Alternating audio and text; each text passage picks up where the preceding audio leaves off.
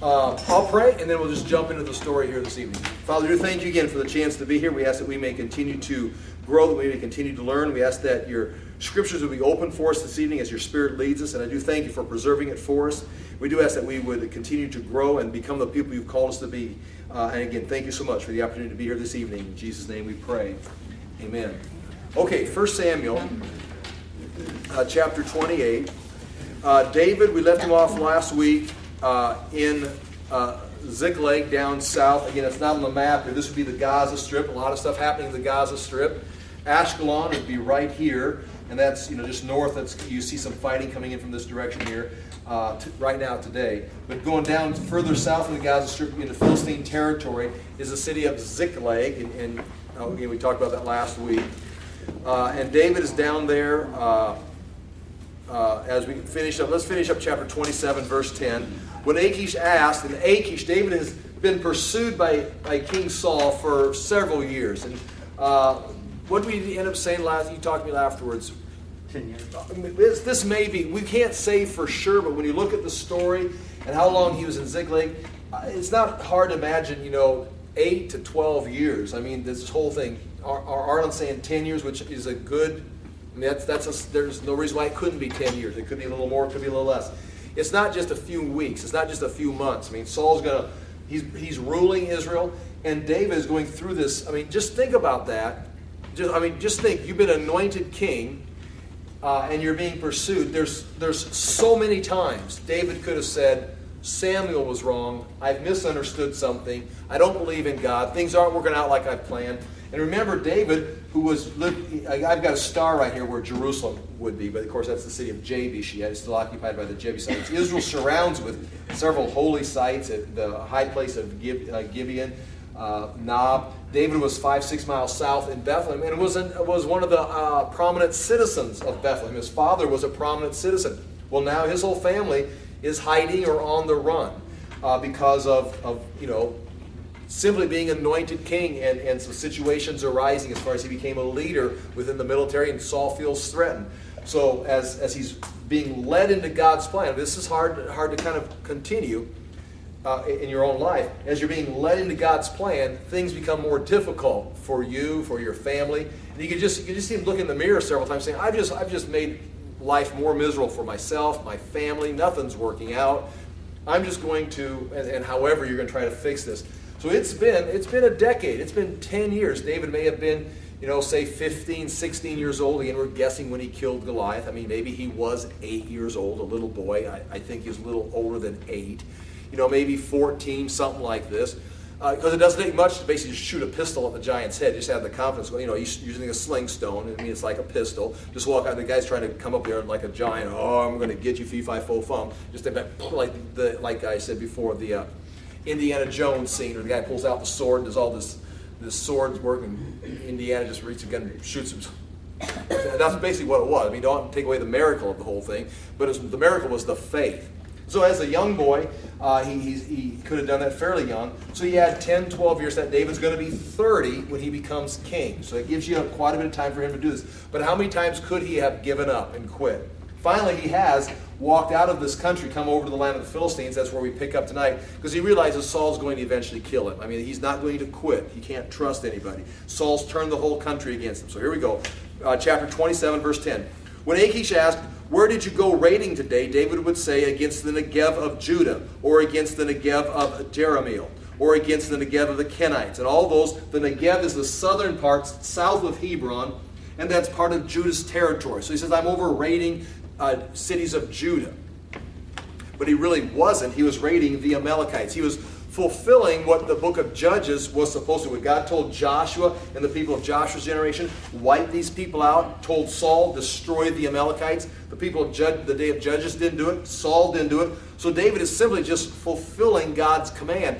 And, do what you want to with it, and lying to Achish, the Philistine king that he's living under, telling him where he's going. And so Achish says right here,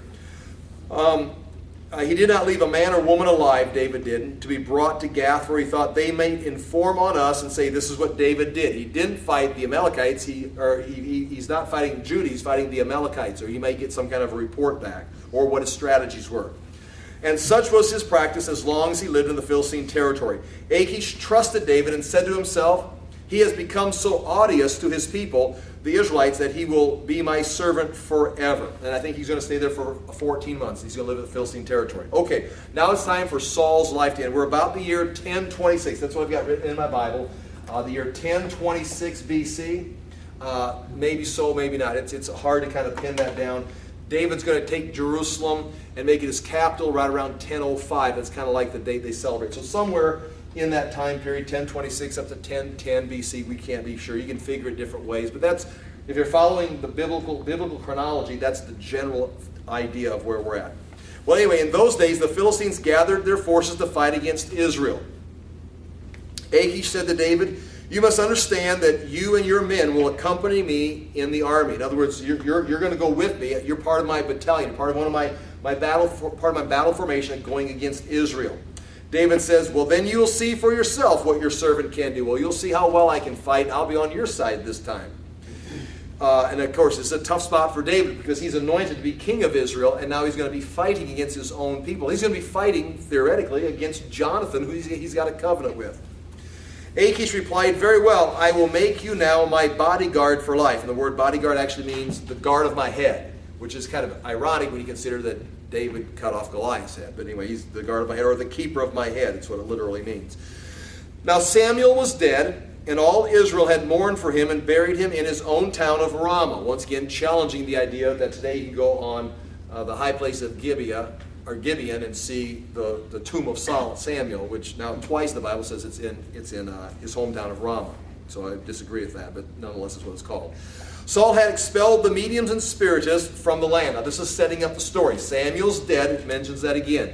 It also mentions that all the witches and the mediums, anyone that contacts the spiritual realm, you can even throw in there the mystics, those who go into the spiritual realm and try and make communication with, if it's astrology, if it's visions, whatever, that's been forbidden in the Old Testament. And Saul, maybe in an attempt to regain his position with God or something, has forbid them to be there. Of course, it is the law of Moses, so Saul is just following the law of Moses. They've been cast out of the land. What's going to be interesting, as you know, as the story goes, what's interesting is Saul knows exactly where one of them is when he needs one. It's kind of hidden. So anyway, the Philistines assembled and came and set up their camp at Shunem, while Saul gathered all the Israelites and set up camp at Gilboa. So here we go. That's why I've got this kind of drawn up here. This becomes the hill country of Benjamin, leading into the hill country of Judea, which leads to kind of a wilderness of Judea down to the south and going towards the Dead Sea. But this right here is the coastal plain, as you know, because this is not a lake, that's just a border. And this is the coastal plain, and whenever the Egyptians would march up and fight up north, they'd march right up the coastal plain right here. But you'd have to go through this, as you know, the Jezreel Valley. It's kind of like an arrow or triangle shape. It's wide here on Mount Carmel. You can stand on Mount Carmel, and you can look across, and you can see Mount Tabor. You can see where Nazareth is at from Mount Carmel when you look across this plain. You can see all these things here. I've got drawn on here. Here's Megiddo. Actually, if I would draw this up, it'd be more up here like, well, I'm just going to do this. I'll leave this here. As if this matters. It's a very detailed map. I just want my border of my valley coming more like this. Sorry. Okay. You can see all this stuff standing here because this is a plain. This is the valley of, this is Megiddo, or the hill of Megiddo, called Har Megiddo. Har means hill in Hebrew, so hill of Megiddo. Translated into, or transliterated in English, Har Megiddo, you drop the H, you got Ar Megiddo, which is Armageddon. And so this is called the Valley of Armageddon, or Armageddon. And this is the city of Megiddo, or the hill that the city's on, Har Megiddo, the hill. This is actually Armageddon right here, this city. There's also a city right here called Jezreel, right kind of along this line right here. And right here, you can stand here in this city and look into the plain. You can stand in Jezreel, look into the plain right here. And if you come up the coast, you've got to go through the foothills of Mount Carmel. There are some hills kind of coming down here. And there's like 3 different paths. I've handed out some material earlier at different times. There's 3 passes to go through these hills. The pharaohs used them to come up here and do battle. You'd have to take one of these passes to go through the hill country, or the foothills of Carmel. So Megiddo is important. Jezreel is important. Shunem is right in this area here. They would have come up here, the Philistines would have come up here and circled around into Shunem, which would be in this area here. Saul was stationed at Gilboa, very close to Beth Shan. And when we were in Israel, we were at Beth Shan. I didn't hand out any pictures. We can find them online. But there is a hill there also, the Old Testament tell or hill of where this city was at. It's going to come up in our story tonight. There's also I'll say modern, it's not a modern, it's a Greek city that was built at the foot of the hill. So you can see the remains of Beth Shan, but you can go climb up that hill, and you can see the remains of a palace of a pharaoh or an Egyptian official. It wouldn't be a pharaoh's palace, but an Egyptian palace there of the king who was over this area, because this area had to be controlled. Thutmose said, I don't remember exactly how the quote goes, but he said, he who controls Megiddo, the city Megiddo or the valley of Megiddo, controls 1,000 cities. Because everything passes coming into the city, coming into Israel has to go through the Megiddo Valley. These became chariots, cities of Solomon. Solomon's going to build these into chariot cities and station with chariots, because if you can protect this, you can protect the land. And so they're going to come up this coast, they're going to enter the valley, and come over to a place right here called Shunem. You know, we're familiar with that.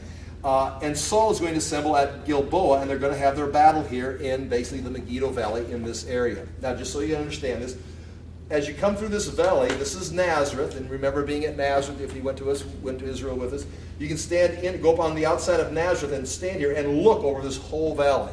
So, like when Jesus was a little boy, he could have gone up here on this valley and looked over and saw caravans coming. If the Romans moved a division of troops through, you could see all this activity. This is the interstate running right here. Again, we're talking going north to south, but also ships would land, on the coast. They'd travel through here, cross the Jordan, and hit the highway on this side. And that's the same way it is today. The roads are very similar to that way today. And we got a general idea about it. We could talk about that forever as far as the details.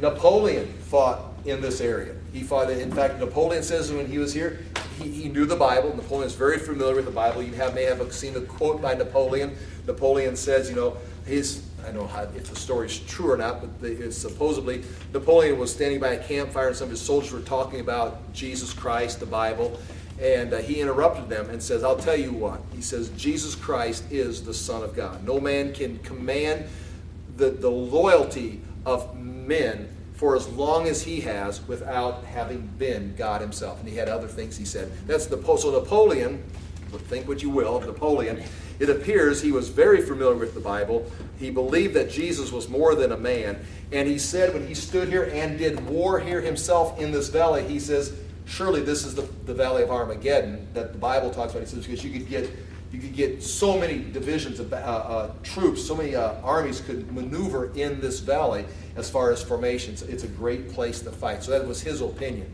There is some discussion as far as when we talk about the Valley of Armageddon, what that means. If it's figurative, if it means this valley itself is referring to another valley down here towards Jerusalem, the Kidron Valley, the Valley of Jehoshaphat. But then we'll back up a little bit. I don't want to get off on eschatology at all. But when we talk about some of these battles and you lay out, depending on how you view eschatology, if you view that Jesus is going to return and confront evil in battle form, he's not just going to fight evil here or here. Or he's going to, in Isaiah, he comes marching out of Isaiah 63. Who is this coming from Edom, from Basra? It is I, mighty in battle. It's the Lord coming out of Basra, out of Edom. He just has fought a battle in Edom. His garments are stained with blood from battle, coming out of Edom.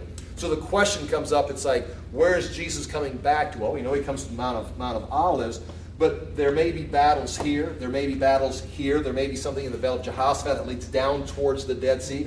Jesus is going to be doing battle according to Isaiah 63, in Edom. So there may be several battle fronts. And so where is Armageddon? Is it talking about a battle here? Or, and I'm just saying, there's some discussion there that needs to be had yet. But this is Armageddon. Okay. And Saul is basically going up to this valley called the Valley of Jezreel or the Valley of Armageddon. Verse 4 of chapter 28. The Philistines assembled and came and set up camp at Shunem, in this general area here, north of Jezreel, while Saul gathered all the Israelites and set up camp at Gilboa, Mount Gilboa. When Saul saw the Philistines' army, he was afraid. Terror filled his heart. He inquired of the Lord, but the Lord did not answer him. That means what it means. The Lord has says, you're on your own. You want to play by your own rules? You want to make up your own decisions? You want to walk in rebellion towards me? Go ahead. I'll watch. Well, I need help now. Oh, no. Now, again, you say, well, that's not like God. Read Proverbs. I mean, I used to read that to my kids. I even put it to song, music. It's like, you mock me, you disobey me, you walk away. I will laugh at the day of this. When you call on me on the day of your disaster, I will laugh at you. I will mock you when calamity overtakes you. Who says that? The Lord to those who have rebelled against him and now saying, we need help. It's like, no, I'm going to watch this and enjoy it. Again, you decide what you want to think of that. But the Lord did not answer him by dreams or Urim or prophets. So dreams would be some kind of a vision or revelation he would have received himself, or maybe a prophet. The Urim and Thummim would be the high priest using it, as, taking it out of the breastplate, the Urim and Thummim, asking some kind of a question, a yes or no question. Or prophets. That would be a prophet coming by. We know David's got prophets traveling with him. We know that the priests can prophesy. We know that Samuel has been training in Ramah. He's trained a whole company of prophets to learn how to prophesy and manage their way in the spiritual dimension properly. Not like the mystics, not like the witches or the mediums, but manage themselves in the spiritual dimension before the Lord, receiving revelation and direction as the Lord would have it. I mean, the Lord hasn't says don't be spiritual, but he does, in a sense, spiritual, talk about in the mystical sense, but he has given you guidelines on how to do it. And right here, the dreams, the Urim and the prophets, not working. Because God's not answering. It is no one's fault. It's a good prophet. Prophet would say, I have no answer. The priest would say, I have no answer. And Saul's looking at this and he's terrified. So Saul then said to his attendants, find me a woman who is a medium, and that just means a witch, someone who can move into the spiritual realm and make contact with the spiritual dimension, so I may go and inquire of her. I need to know what's going on spiritually in the spiritual dimension. And the very next verse, well, there's one in Endor. Well, now that you've asked, we've gotten rid of all of them, but now that you ask, well, we know exactly where they're at.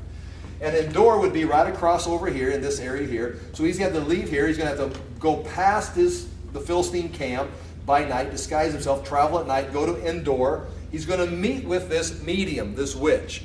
Now, what we're about to read deserves some discussion as to what's going on here. What is going on here? I'm going to read it as if it happens exactly the way it sounds. Meaning, this woman is going to move into the spiritual dimension. She is going to make contact with the spiritual realm, and she's going to see something she's never seen before. She's usually making contacts, I think, with demons, maybe demons imposing or presenting themselves as certain dead people. That's called necromancy. It's also forbidden in the Old Testament, where you contact, like a seance, you contact the dead person or something like that, and they give you wisdom. I've been in the spiritual realm, I know what's going on, I'll give information back. It's like having a spy in the underworld, and they tell you what's really going on. And she's going to see something here that, is this a demon posing as Samuel? Or is this Samuel himself? I don't know. I've kind of, maneuvered through this over 30 years, teaching it different ways, different times. But I think what we have here is God is he's just pulling the curtain back and says, Samuel, would you talk with him? Go ahead. And Samuel's going to now, from the grave, speak in this right here. And she's going to be scared, which means this is something she's never seen before. She's used to demons, she's used to the mystical realm, and all of a sudden, whoa, oh. And all of a sudden her eyes are open and she realizes this guy is Saul. All of a sudden the disguise comes off. She's in the spiritual realm, and she's never been this far in the spiritual realm before, and I think she's scared. And you say, well, that sounds kind of strange. I don't know if that's what happens, but I can tell you this. Moses and Elijah appeared on the Mount of Transfiguration. They were dead, and when they appeared, Peter, James, and John knew exactly who they were. So, unless God's faking it, that was Moses and Elijah. And once again, we've talked about it on Tuesday nights and different times. Once you start talking about that spiritual realm, we don't have like a book called The Underworld Details. We just got bits and pieces that we try to build the story. And so there's so much we do not know. So here we go. Here we take this right here. There's one in Endor, verse 8. So Saul disguised himself, putting on other clothes, which would not be royalty. And at night he and 2 men went to the woman. Consult a spirit for me, he said, and bring up for me the one I name. So in other words, bring out of the underworld, coming up out of the underworld, the one I name, a spirit. But the woman said to him, surely you know that what Saul has done. He has cut off the mediums and the spiritists from the land. Why have you set a trap for my life to bring about my death? I won't do this. I'll be executed according to the law of Moses for dealing in this spiritual manner. Saul swore to her by the Lord, as surely as the Lord lives, you will not be punished for this. So he makes a covenant with her. Then the woman asked, whom shall I bring up for you? Bring up Samuel. Unbelievable. I mean, imagine that. This is Samuel, the great prophet, who trained people to do this as far as moving in the spiritual dimension. Not in witchcraft, but to follow the Spirit, to make spiritual contact with the Lord, and to prophesy and speak. Bring up Samuel.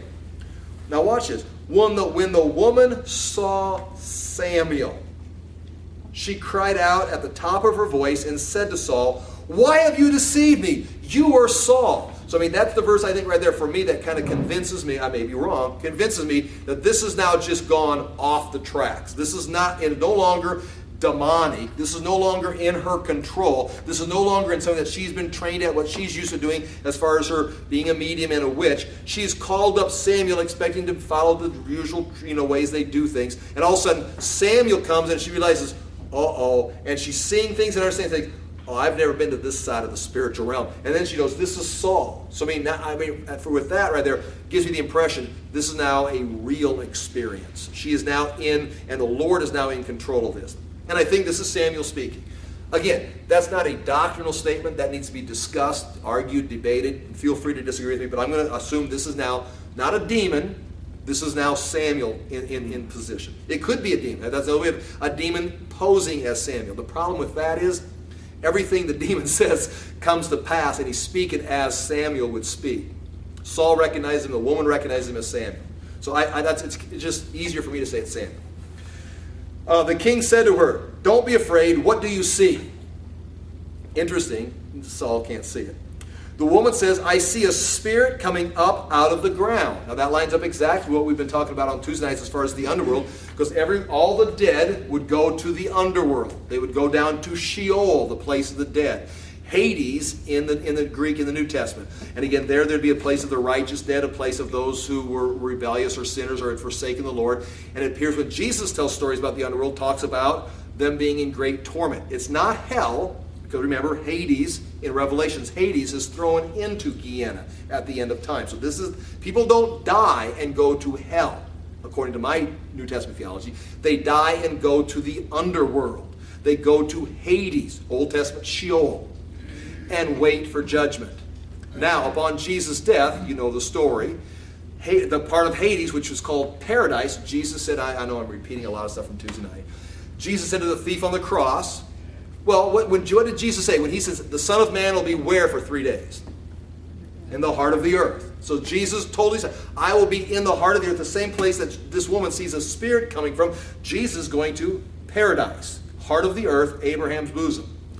When Jesus was resurrected and ascended, it says in Ephesians, he led captivity captive. I believe he took that paradise and takes it into heaven. So, well, that's kind of strange, take paradise into heaven. Remember what I said. Hades itself is thrown into Gehenna at the end of time.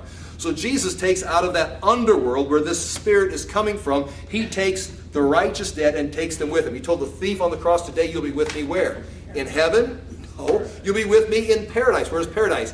In the underworld, Abraham's bosom, you'll be with me there waiting for the resurrection. When he ascended, he took everybody with him into heaven. Today, when we die, we don't go where? We don't go to the underworld. We go where?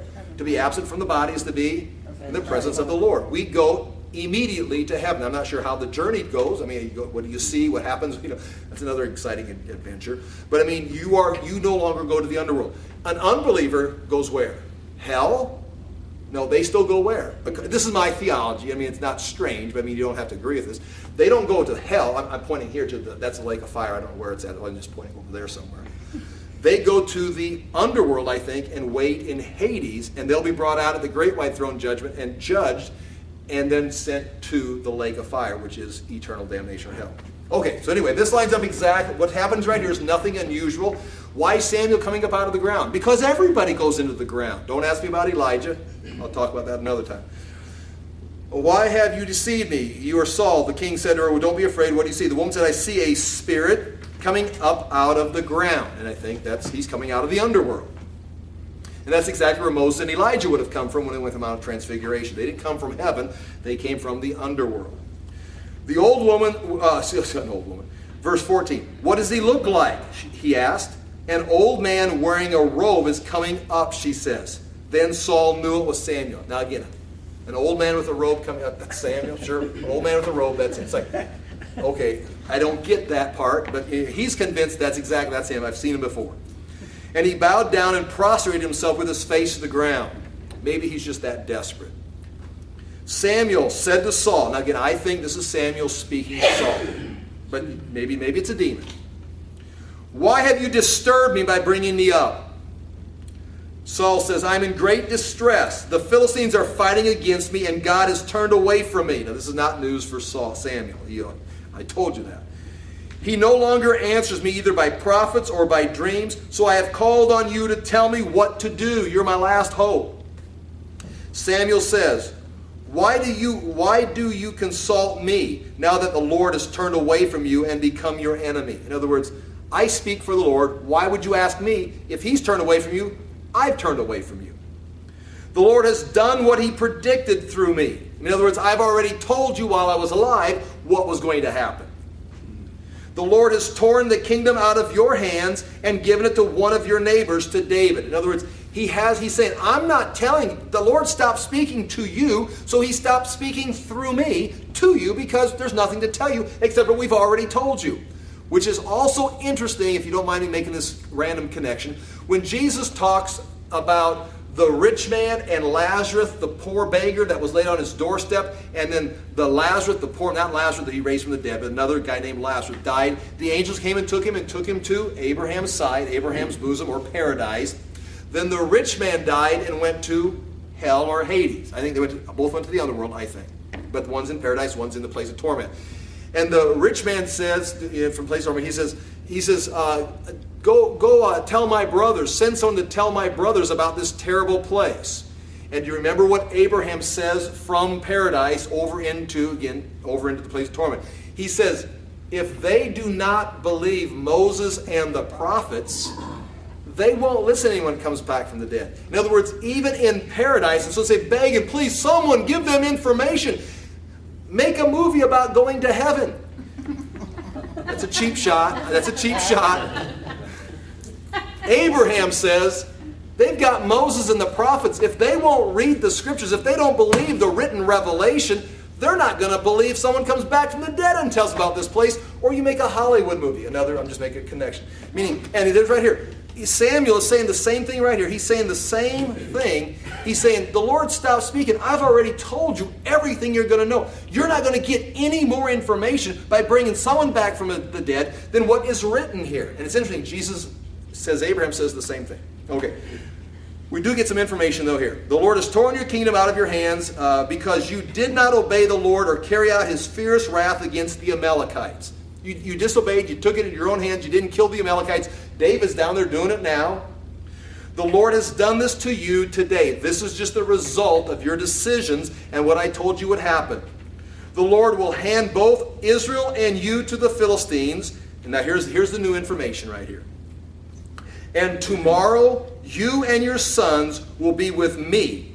The Lord will also hand over the army of Israel to the Philistines. Now this right here, 1 Samuel 12:25, that's what Samuel says. If you get a king, and this is the result it's going to be.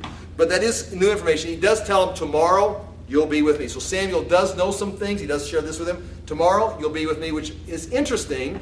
Because if he's with him, does it mean you're dead like Samuel's dead? Or does that mean you're with Samuel in paradise like the thief on the cross was with Jesus in paradise? You know what I'm saying? I mean, is Samuel saved? Does he have faith? I mean, that's another whole discussion, He didn't live like a person that was following the Lord, but is he part of the covenant?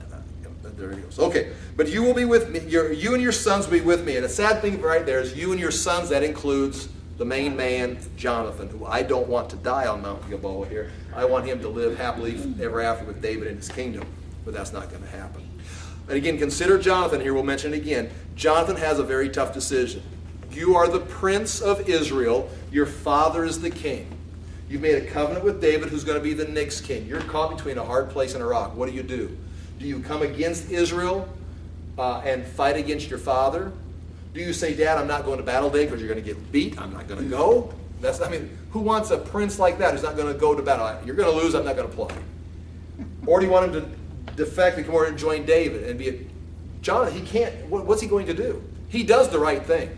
He goes to battle with his father, fights for his country, does the patriotic thing, fights for the anointed king, or the one that was anointed, and you just wish he didn't have to die. But he does. I didn't want to ruin the story for you, but that's what happens. Okay. Verse 20, immediately Saul fell full length on the ground. That would be expected. He's just been told you're going to die by Samuel the prophet, who's never been wrong. Filled with fear because of Samuel's words. His strength was gone, and he had eaten nothing all that day and night. He's so broken down. When the woman came to Saul and saw that he was greatly shaken, she says, look, your maidservant has obeyed you. I took my life in my own hands and did what you told me to do. Now please listen to your servant and let me give you some food so that you may eat and have your strength to go on your way. Please, eat and get out of here. You said I wouldn't get in trouble, but you lay here and everybody comes to find. He says, I kept my part of the deal. Now please eat something so you can leave, so you can keep your part of the deal and I don't get killed. He refused and says, I will not eat. But his men joined the woman in urging him, and he listened to them. He got up from the ground and sat on the couch. You can just imagine the distress that Saul is under. The woman had a fattened calf at the house, which she butchered at once. Now again, this completely boggles the modern Western person's mind, especially if you're me. It's like she ordered, a pepperoni pizza, and they dropped it off and gave him his strength back. No, she said, here, I got a cow, I'll kill him, I'll butcher it, I'll cut it up in a piece of meat, and I'll cook you some supper. It's like, well, now how long is that going to take? She butchered up plenty of time because she took some flour, kneaded it, and baked some bread without yeast. Then she set it before Saul and his men, and they ate. And can't you just imagine how much slower life must be? Well, I'll make you some supper. I'll kill the cow. I'll make some bread. I can't even imagine. that. That same night they got up and left. Chapter 29. Okay, that's now he's been to Endor with the witch there, or the medium. He now returns down to Gilboa with his troops that night, so they're ready for battle the next day. Chapter 29. The Philistines gathered all their forces at Aphek, and Israel camped at the spring of Jezreel. As they move from Gilboa over, here's the spring. They're going to meet right in here in battle. Again, this is kind of some foothills right here. They got some passes, 3 basic passes to go through, but they're going to end up moving up here onto the plain and confronting each other in battle. As the Philistine rulers marched with their units of hundreds and thousands, David and his men were marching at the rear with Achish. The commanders of the Philistines asked, "What about these Hebrews?" Imagine, here's a bunch of Philistines. Now remember, the Philistines are probably Greeks. They're Greek descent. And so now you've got someone from a Middle Eastern group called the Hebrews traveling with this Greek group called the Philistines. And so it's clearly, these guys, they're clearly not our group. Achish replied, "Is this not David, who was an officer of Saul, king of Israel? He has already been with me for over a year." It's been 14 months. "And from the day he left Saul until now, I have found no fault in him." Of course, he's been lying to you, but you've not caught him. But the Philistine commanders were angry with him and says, "Send the man back, that he may return to the place you assigned him," which is Ziklag. "He must not go with us into battle, or he will turn against us during the fighting." Now, just so you understand, right there, that turn against us, that is the word Satan, which means adversary. It doesn't mean he's Satan, but that's the word Satan means adversary, the one who opposes, the one who comes against. And we'll go to battle, and he will become our adversary. He'll turn against us, and he'll be Satan against us. So again, the word Satan, in this case, is being used as a descriptive word for David. "How much better could he regain his master's favor than by taking the heads of our own men?" He's in the back. Saul's got us in the front. How better to get back in good standing with Israel than to slaughter us from the back? What a great plan. "Isn't this the David they sang about in their dances? Saul has slain his thousands and David his tens of thousands." Isn't he one of the top hits on the radio? So Achish called David and said to him, "As surely as the Lord..." Now just stop before we do this. What was David thinking? What was he thinking? According to what we read, He's telling Achish he's fighting people of Judah. But he's not. He's fighting the Amalekites and other people that were supposed to be destroyed by Israel. And then destroying all of them so no one can tell what he's doing, who he's killing and who he's not killing, or any of his strategies. So he's been lying to Lachish for 14 months. Now he's going up here with Achish in battle, and he's hanging towards the back. What happens if they let him fight? Is David going to now fight against or is David what is he going to do? I mean, I don't know. We don't know for sure. But you need to think about that. What was David thinking? Was he thinking about betraying? Or was he actually thinking about engaging in battle and killing Saul? Or just kind of hanging back and just waving the sword at nobody, just pretending they're fighting, if you can even do that. Okay. As surely as the Lord lives, you have been reliable, Achish says to David, and I would be pleased to have you serve with me in the army. From the day you came to me until now, I have found no fault in you, but the rulers don't approve of you. Remember, there's 5 kings of the Philistines, so 4 of the 5 voted you out. Turn back and go in peace. Do nothing to displease the Philistine rulers. For your sake, but also for my sake. I want to continue to get along with them. But what have I done, asked David. Now, is he faking this disappointment, or is he really upset?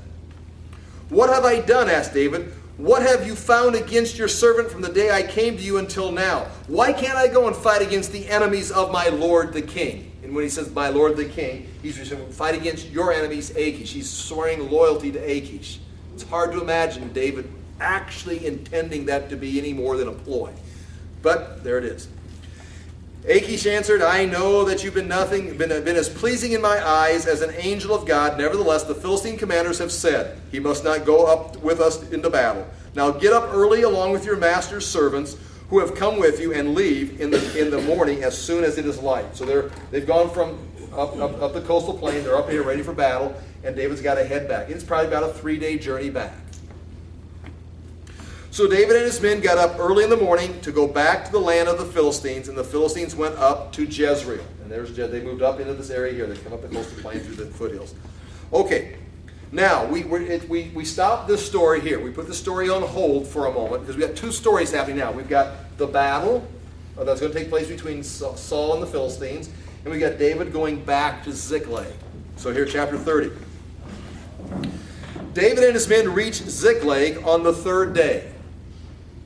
Now the Amalekites had raided the Negev and Ziklag. So the Amalekites that were supposed to have been destroyed by Saul, David had been fighting him, probably stirring up a hornet's nest. He, I guess, makes a mistake. He leaves Ziklag. All of the men come with him. He leaves Ziklag unprotected. He takes all of his men up here with the Philistines. What was he thinking? I mean, it seems like a mistake.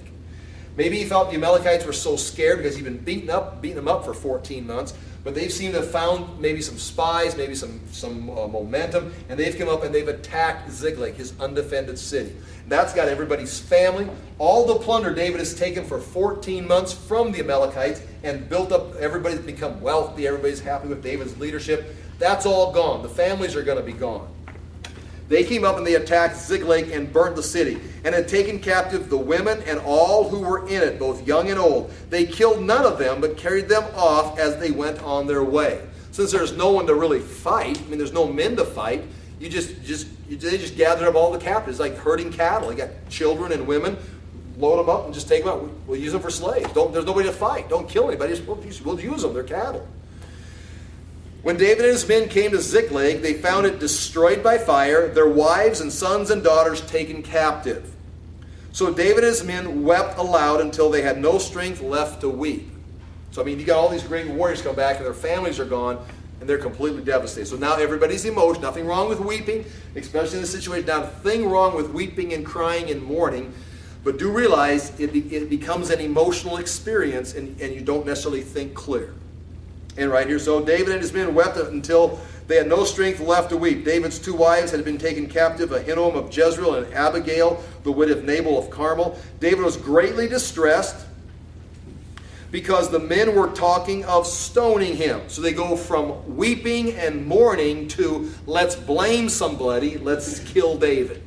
You understand the progress. It all makes sense. Of stoning him, and now David's scared.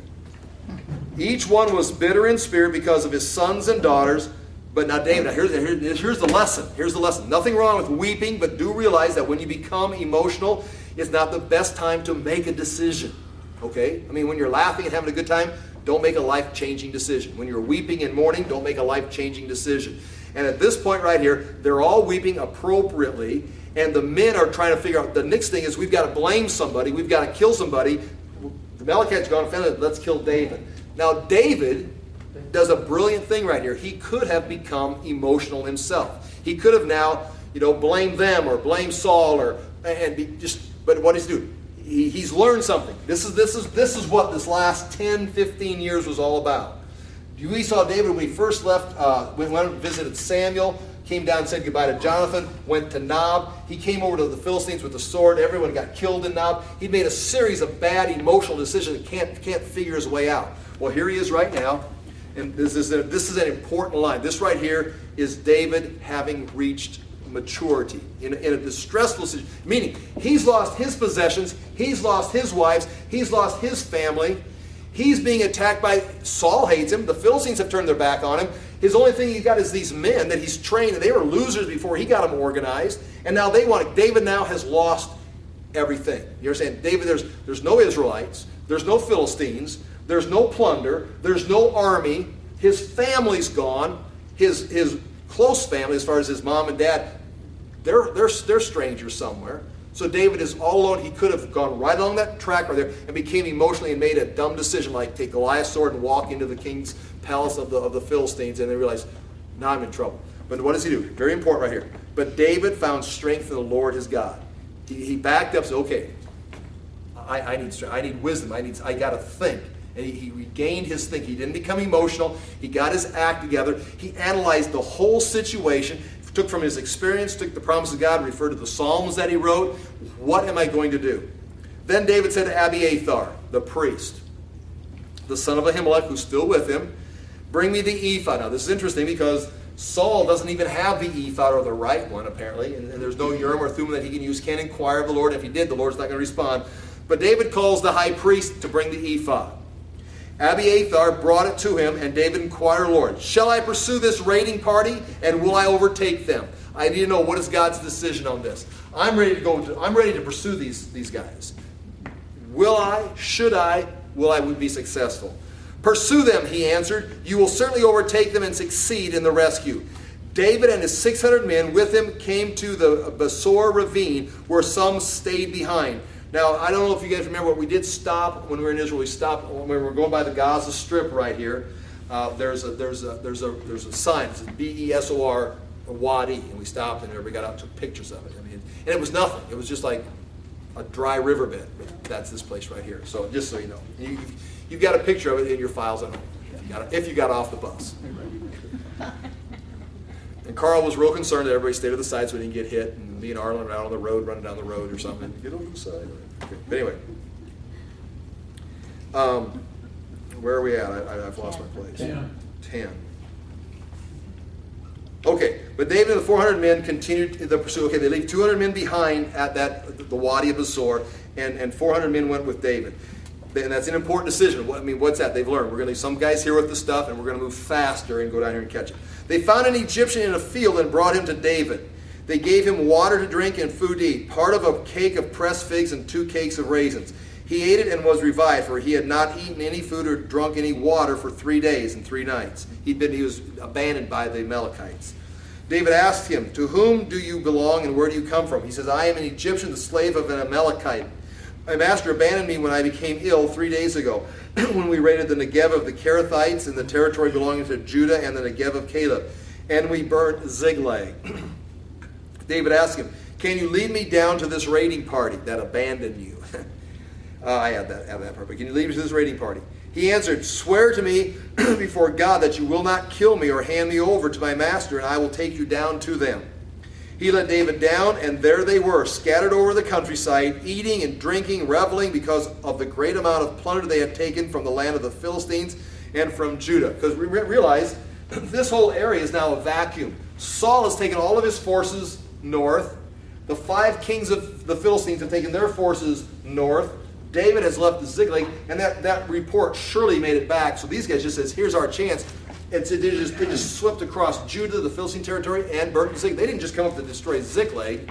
They came up there just to plunder this vacuum that had been left by the battle up here at Armageddon, or Valley of Jezreel.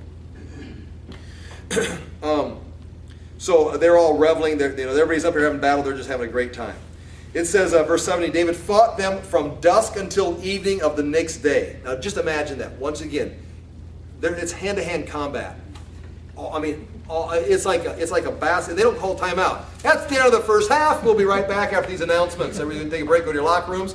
It's like hand-to-hand combat. It's nonstop. Maybe they had waves and you could take a break or something, get a drink. But just imagine, this is a different world. A different world as far as even warfare. David fought them from dusk until the evening of the next day, and none of them got away except 400 young men who rode off on camels and fled. David recovered everything the Amalekites had taken, including 2 wives. Nothing was missing, young or old, boy or girl, plunder, or anything else they had taken. David brought everything back. He took all the flocks and herds of his men, and his men drove them ahead of the other livestock, saying, "This is David's plunder." Well, the men are back on his side now. But realize, notice the difference. The emotional swing. What was 3 days ago, weeping and mourning, we're going to kill David. David found strength in the Lord, got his act together, got his men to follow him, got direction from the Lord. They brought the plunder back. Now there's nothing to be upset about. Just a great story. Verse 21. Then David came to the 200 men who had been too exhausted to follow him and who were left behind at the Bezor ravine. They came out to meet David and the people with him. And they're all excited too. As David and his men approached, he greeted them. But all the evil men and troublemakers among David, and there were many of them, because a lot of these guys are criminals, because they did not go with us, we will not share with them the plunder we recovered. However, each man may take his wife and his children and may go, but we get the plunder. David replied, "No, my brothers, you must not do that with what the Lord." Now here's the key thing. They says, "With them the plunder we recovered." That's what the evil men say. But David inquired of the Lord, says, "Should we go? Will we be successful?" And he's only going to be successful if the Lord goes with him. In other words, David's going to act it out, but the Lord's going to provide the strength. And David says, "No, brothers, you must not do that with what the Lord has given us." You fought the battle, but the Lord's not going to be with Saul, and he's not going to win anything. If the Lord wasn't with us, we wouldn't have won anything. And he has protected us and handed over to us the forces that came against us. Verse 24, who will listen to what you say? In other words, he challenges the evil men. Who's going to listen to that evil philosophy that these guys don't get any part of the plunder? The share of the men who stayed with the supplies is to be the same as that of him who went down to the battle. All will share alike. Now here, verse 25 is kind of important. David made this a statute and ordinance. And those right here, both those statute and ordinance, that's a technical term for a divinely established rule. In other words, David just made a proclamation, and that was going to be the precedent. Now that was added to the oracles, or added to the divine institutions. That was something David's kingdom always followed, that those who stay back and protect the stuff are the same as those who go and fight on the battlefront. Why is that important? Well, look what happened to Ziklag. And Ziklag, everybody goes to fight the battle, and Ziklag was plundered. Who's more important? This vacuum that was left right here from everybody moving north, wouldn't have it been better to say, okay, a third of you are going to stay down here and just protect the vacuum, and we'll share the plunder we get with you. Both are important. And again, you can make all kinds of you must have heard that preached in church 1,000 times about, those who say the stuff are important. But that's true in so many things. You need the full balance. Okay. And he made that a statute. Verse 25, David made this a statute and ordinance for Israel from that day to this. When David arrived at Ziklag, he sent some of the plunder to the elders of Judah, who were his friends, saying, "Here is a present for you from the plunder of the Lord's enemies." Now, what is this? You ever hear of people running for office, or people wanting favors, and lobbyists or whatever? I don't even know anything about it. How they sending favors. David right here is greasing the wheels. He knows what's about to happen up here, and he sends it to Judah. And Judah, he's going to send them all gifts. He's sending all the men of Judah, think David's their number one enemy. He sends them gifts of the plunder. Says, this campaign is successful. I'm not sure how this campaign is going to go up here, but hey, here's some plunder that you can share. So what he's doing is greasing his wheels for the kingship. verse 27, he sent it to those who were in Bethlehem, Ramoth, Negev, Jettar, to those in Aurora, Shifmoth, it goes on through these names, to those in the towns of all more names, Hebron, and to those of all the other places where David and his men had roamed. So where David had spent time roaming, he pays them back. Says, thanks for helping me, thanks for protecting me. Okay, now we switch directions, chapter 31.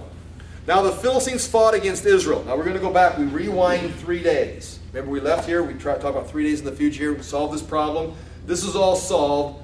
And now we go back up here. We rewind and start again. As David leaves, they begin the battle. So chapter 31, we go back to this story. Now the Philistines fought against Israel. The Israelites fled before them, and many fell slain on Mount Gilboa. They're running to the highest place to kind of try to get an advantage. And they're just being killed on the side of the mountain. The Philistines press hard after Saul and his sons. They know where the royal flags are, where the royal camps. They're trying to get to Saul and his sons. And they killed his sons, Jonathan, Abinadab, and Malchishua. The fighting grew fierce around Saul, and when the archers overtook him, they wounded him critically. And archers overtook him. I mean, they found their mark. In other words, somewhere up there is Saul's camp, and they're aiming their arrows, and finally the arrows found their mark and hit Saul, and he's critically wounded. Similar to how Ahab's going to be critically wounded. He's going to be hit. So his sons are all dead. Saul's got a special bodyguard protecting, but the archers have found their way in, and he's been struck. Now that here, as you probably know, there's a little confusion here because someone's going to come down and tell David about Saul and how he died. And you almost have two stories on Saul's death. And somehow you've got to either discern someone's lying or the stories blend together. But right now Saul is critically wounded on Mount Gilboa, and the Philistines are pressing their attack, going after him. His sons are all dead. Jonathan's dead. I have a question. Yes, please. Going back to Samuel, when he said that Saul will be dead the next day, I assume this is more days, not like the next day that Saul was killed. I think it's the next day. What happened? Well, now remember, these guys. This is a 3-day journey down here. Then they had to go after the Amalekites. They came back up, celebrated, and sent plunder over here. So that is probably a 4, 5, 6-day event. But chapter 31 goes back when Achish tells David, "You can't fight," and David turns and goes back in the morning. That's when this chapter 31 begins. Okay. So yeah, you understand, it's two stories. We finished this story here. So when David sends the plunder over here, and he's come back with all of his wives, Saul's probably been dead for 4 days. Okay. They just don't have internet. They just don't have Fox News. He does not know. He does not know, and he's going to be. And that's part of the story that makes it a little confusing because then this one's going to come down and tell him, and then that's another story. So we'll try to get to that here quickly. But yeah, so we're going back. Yeah, I think Saul dies just like Samuel says the next day. The fighting the Philistines are just rolled. This wasn't a great battle. I think the Philistines just rolled over the Israelites. Okay, verse 5. I'm in verse 4. I'm trying to find the 4. Okay. Saul said, he's critically wounded. Verse 4. Saul said to his armor bearer, "Draw your sword and run me through, or these uncircumcised fellows will come and run me through and abuse me." In other words, they'll torture me before I die. So kill me before it happens. And that is not unusual. You can see carvings and images, inscriptions on palace walls of people being tortured and ears being cut off, noses being cut off, all kinds of people being stretched out, just ridiculous types of things as they tortured the enemies. The Assyrians were known for this. I've already reviewed that many times. These aren't the Assyrians, but it's typical. So he knows what can take place. So kill me. When the armor bearer saw Saul, but the armor bearer was terrified and would not do it. So now I'm not sure why he was. You're an armor bearer. Surely you've killed people before. Surely you're brave enough to do it. Was he terrified of the anointing? Was he terrified of the repercussions of having killed the king? What terrified him? Whatever the reason was, I'm not going to do it. Would not do it. So Saul took his own sword and fell on it. So and that's what it says right here. Saul just falls on his own sword, kills himself. And I've almost got to believe that's the truth. The reason I'm saying that is because when we get to the next book, someone's going to come in, or the report's going to come, and someone's going to claim to have been the one who killed him. And that still could be true. He's critically wounded, so he's, I'm dying, I'm bleeding to death. So he falls on his sword and killed him.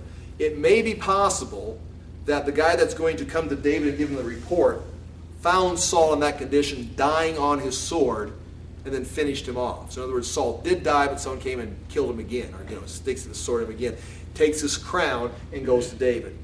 Or Saul falls on his sword and dies, just like it says that he's dead, a corpse, and a guy comes up, finds him dead, grabs his crown, and says, "Hey, I'll take credit for this," and goes down and tells David, and then basically tells David, "I killed him," which maybe isn't true, but wants credit for it, and David says, "Out of your own mouth, I'm going to punish you for killing the Lord's anointed. What I wouldn't do, you did, so I'm going to kill you for doing this." So the guy's going to lose his life for claiming. So either a guy kills Saul after the Philistines have critically wounded him, and Saul's fallen on his sword to suicide, to kill himself. You understand what I'm saying. I could go back and retract it all again. But anyway, okay. So anyway, Saul's dead. So Saul and his 3 sons, and I'm in verse 6, and his armor bearer, and all of his... Wait, I forgot verse 5. When the armor bearer saw that Saul was dead, he too fell on his sword and died with him, which is a good armor bearer. So Saul and his 3 sons and his armor bearer and all of his men died together the same day. When the Israelites along of the valley and those across the Jordan saw that the Israelite army had fled and that Saul and his sons had died, they abandoned their towns and fled. So all the Israelites on this side and on this side, they just flee. Because what's going to happen here, this is terrible. It's not necessarily brought out in great detail here, but the Philistines have defeated Israel on Mount Gilboa here, and they're going to sweep through the land. They're going to take possession of this all the way up to the Jordan River and across, and people are fleeing for their lives. I mean, Israel has fallen. Meanwhile, while they're fleeing, David's sending presents over here to the people of Judah because everything's under control down here. Verse 7, when the Israelites along the valley and those across the Jordan saw that the Israelite army had fled and that Saul and his sons had died, they abandoned their towns and fled. The Philistines came and occupied them. The next day when the Philistines came to strip the dead, they found Saul and his 3 sons fallen on Mount Gilboa. They cut off his head and stripped off his armor, and they sent messengers throughout the land of the Philistines proclaiming the news in the temple of their idols and among their people. They put his armor in the temple of the Asheroth and fastened his body to the wall of Beth Shan. That's why I talk about Beth Shan here. And remember, at this time, this city was occupied by Egyptian forces, and there was a temple there, and his body was hung on the wall, and his armor was taken into the temple there of the Asheroth. Because again, just like Jerusalem was occupied by the Jebusites, this is still not occupied by the Israelites. So this all verifies archaeologically. When the people of Jabesh Gilead heard of what the Philistines had done to Saul, all their valiant men journeyed through the night to Beth Shan. So Jabesh Gilead is over here. That's where Saul's first battle. He went and delivered Jabesh Gilead from Nahash of the Ammonites. They now say, we're going to honor our hero. And they came over, took his body, and brought it back. They took down the bodies of Saul and his sons from the wall of Beth Shan. And again, that's the Old Testament city up on top of the hill there, Beth Shan. I don't want to ruin the moment here, but I do want to point this out just for trivia. How many of you guys remember the movie Jesus Christ Superstar? Anybody remember the movie Jesus Christ Superstar? Nobody remembers Jesus Christ Superstar? Okay, we got it. Do you remember Judas hanging himself on a tree? Judas hanging himself on a tree in Jesus Christ Superstar. Okay, I've got no takers. Okay. That tree that was in the movie is at the top of the tell at Beth Shan. I mean, we were holy. We What? didn't go see it. Oh. I did. Was that a kind of a taboo thing? Don't encourage her, please. Okay. Oh. See, in our church, we thought it was a religious movie. That was way back in the 70s. We thought. See, you guys had your act together in the 70s. I was still in a church somewhere far, far away, and we just thought, hey, it's got the name Jesus in it. Okay. But anyway, the tree where Judas hung himself is on Beth Shan at the very top. You can still see it there today. Anyway, they took down the bodies of Saul, people of Jabesh Gilead, and his sons from the wall of Beth Shan and went to Jabesh where they buried them. Then they took their bones and buried them under a tarmish tree at Jabesh, and they fasted 7 days. Now, I've got to quit. Because the story continues in 2 Samuel chapter 1. And what is really, really interesting, for me at least, I'll just share with you, is when you get into chapter 1 of 2 Samuel, verse 17, when David finds out about this event, he writes a song. And the song, it's written in the book of Jashar, it says, and it was something that was taught to all of the soldiers. All of David's men, they'd go through basic training, they'd go through all the drills, all the exercises, and they'd have to learn this song. This song became a military song. And it's really neat to read through it as David actually praises, now this is amazing, praises Jonathan and Saul for their valor of being the leaders they were, the anointed ones. And just, it's very, we obviously don't have time, but it fits right now. If you read through that and hear what David's going to say, we'll read it next week. Okay, well, hey, I'm going to quit with that. What takes place now, Saul's dead. There's a messenger going to be running down here to tell David the news, and that's where we pick up next week in 2 Samuel. And what David has refused to do, waiting for God's timing, the time is now. And first thing David's going to do, the wheels are already in motion. He's already sent the gifts. He's going to start moving his way in and moving his way through the political climate of broken up Israel, Judah, and with just a few months, he's going to, 7 years, I'll say 7 years, he's going to unite this into a powerful kingdom, which archaeologists are beginning to realize that the Bible, they see signs of this archaeologically, that this was a kingdom that came together here around 1000 BC. It's a great story. Thank you for your patience, and thank you for being here. I'll pray and you're done. Father, we thank you again for your word. We thank you for these stories. We thank you for your faithfulness as David continued to wait on you, to lean on you, to learn from you, that you followed through and fulfilled the things that you promised to do for him. Father, we know that you do the same for us, and just as you give us the strength, give us the encouragement, surround us with people that will speak your word to us, that we may continue to do the things you've called us to do. Again, Father, we thank you for this opportunity to read your word, to be filled with your spirit, and to fellowship with other believers. In Jesus' name we pray. Amen. Thank you for your time.